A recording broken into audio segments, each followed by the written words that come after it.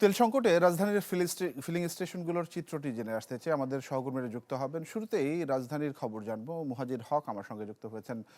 মুহাজির, একটু জানাবেন আজকে ফিলিং স্টেশনগুলোর চিত্র কেমন, তেল সরবরাহ কেমন পাচ্ছেন তারা? আমি ভরসা রাখি হিরন স্মার্ট ওয়াটার পিউরিফায়ারে।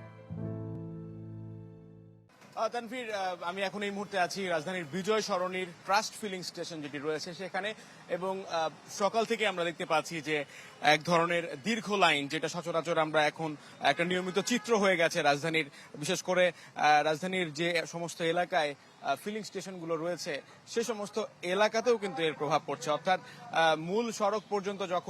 মূল সড়কে যখন এই দীর্ঘ লাইনগুলো থাকে তার প্রভাব ঘুরে ফিরে আসলে সড়কেও পড়ে, এবং তার সাথে দীর্ঘ যানজটের সৃষ্টি হয়, এবং রাজধানী জুড়ে সেটা কিন্তু দৃশ্যমান। এবং এই ফিলিং স্টেশনগুলোতে যারা আসছেন জ্বালানি নিতে, বিশেষ করে পেট্রোল, অকটেন, ডিজেল, এই ট্রাস্ট ফিলিং স্টেশনে সবকিছুই তাদের যে জ্বালানির যে পরিমাণ, তারা একটা নির্দিষ্ট পরিমাণ করে দিয়েছে। 1000 টাকা করে হচ্ছে মোটর বাইকার যারা রয়েছেন তারা নিতে পারছেন জ্বালানি, এবং যারা প্রাইভেট কার বা বড় গাড়ি যেগুলো রয়েছে তারা 3500 টাকার জ্বালানি নিতে পারছেন।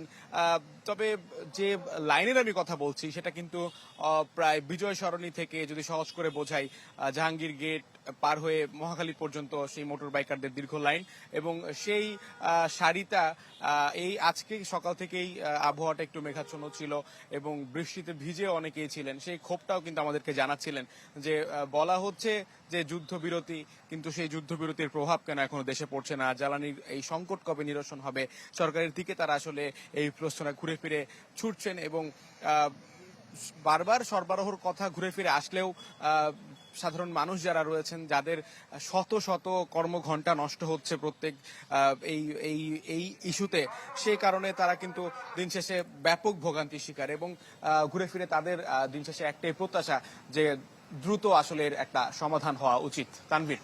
মুহাজির, ধন্যবাদ আপনাকে। দর্শক, মুহাজির হক জানাচ্ছিলেন রাজধানীর ফিলিং স্টেশনের চিত্র। আমরা একটু রাজবাড়ী এবং নরসিংদীর খবর জানবো। সুমন বিশ্বাস এবং সঞ্জিত সাহা নরসিংদী থেকে যুক্ত হয়েছেন।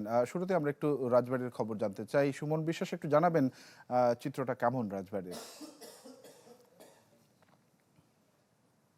সারা দেশের চিত্রই কিন্তু একই। রাজবাড়িতেও যে তেল নিতে ভোগান্তি এবং দীর্ঘ সারি, এটি কিন্তু এখনো রয়েছে, এবং সবচেয়ে বেশি ক্ষুব্ধ কিন্তু চাষিরা, বিশেষ করে ডিজেল চালিত সেচ যন্ত্র তারা ডিজেল সংকটের কারণে চালাতে পারছে না, এবং তারা যেটি বলছে যে খোলা বাজারে যে ডিজেল পাওয়া যেত সেটি কিন্তু এখনো পাওয়া যাচ্ছে না। ফলে তাদেরকে শহরে এসে পেট্রোল পাম্পগুলো থেকে ডিজেল সংগ্রহ করতে হচ্ছে। এবং আমি যে এই তেল পাম্পে রয়েছে, এখানেও কিন্তু এই যে চাষিরা এসে এইভাবে বোতলে করে তারা ডিজেল নিয়ে যাচ্ছে, কিন্তু তারা যেটি বলছে যে কৃষি অফিস থেকে তাদের কৃষি কার্ডে যে পরিমাণ ডিজেলের কথা উল্লেখ করেছে, কিন্তু এই পাম্পে এসে সেই পরিমাণ পাচ্ছে না। তাদেরকে সবাইকে গড়ে 500 টাকার করে ডিজেল দেওয়া হচ্ছে।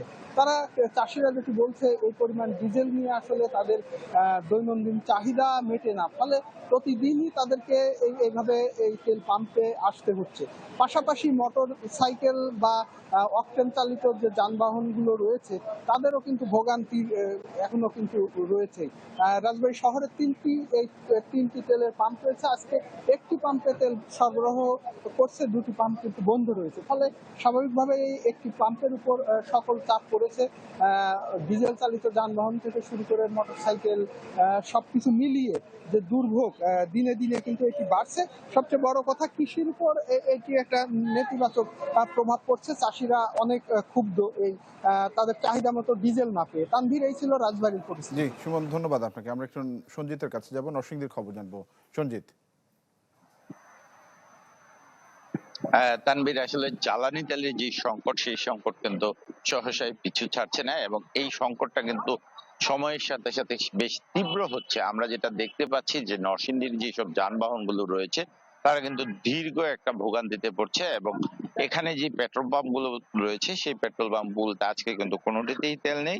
এবং এই পেট্রোল পাম্প গুলোতে আপনি দেখবেন যে সকাল থেকে আসলে যানবাহন, ট্রাক, লরি বা পাবলিক যানবাহন, মোটর বাইক থেকে শুরু করে যেসব যানবাহন রয়েছে তারা কিন্তু দীর্ঘ সময় এখানে অপেক্ষা করছে তেলের জন্য। তো এখানে যারা কর্তৃপক্ষ রয়েছে তাদের সাথে আমার কথা হয়েছে, তারা আমাদের যে বিষয়টি জানিয়েছে তারা আজকে তেল বরাদ্দ পেয়েছে, তবে এই তেলটা এই পাম্পে পৌঁছাতে পৌঁছাতে রাত হবে। তো এখানে এই তেল যদি দিতে হয় সেটা এই পাম্পের তেল সরবরাহ পাওয়ার পর, অর্থাৎ রাত থেকে তেল দিতে পারবে, অর্থাৎ দিনভর এখানে কোনো তেল নেই। এর বাইরেও অন্যান্য যেসব পাম্প রয়েছে সেখানেও কিন্তু তেল নেই। কিছু কিছু পাম্পে হয়তো কিছুটা অকটেন বা পেট্রোল সরবরাহ থাকলেও সেটা খুবই নগণ্য।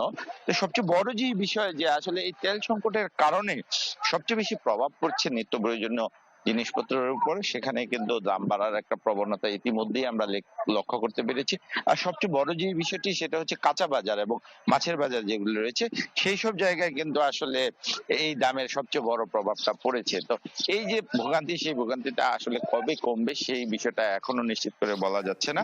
তবে যারা যানবাহন চালক রয়েছে তারা বলছে যে সহসা এই না কমলে এর দুর্ভোগ আরো বাড়বে। এই ছিল সর্বশেষ অবস্থা। জি সঞ্জিত, তানভীর। ধন্যবাদ আপনাকে আমাদের সঙ্গে যুক্ত হওয়ার জন্য। দর্শক, আমাদের সহকর্মীরা যুক্ত হয়েছিলেন, জানছিলাম পেট্রোল পাম্পগুলোর সার্বিক চিত্র এবং তেলের যে সরবরাহ সেটি আসলে কেমন, সেই পরিস্থিতি নিয়ে যুক্ত হয়েছিলেন আমাদের সহকর্মীরা।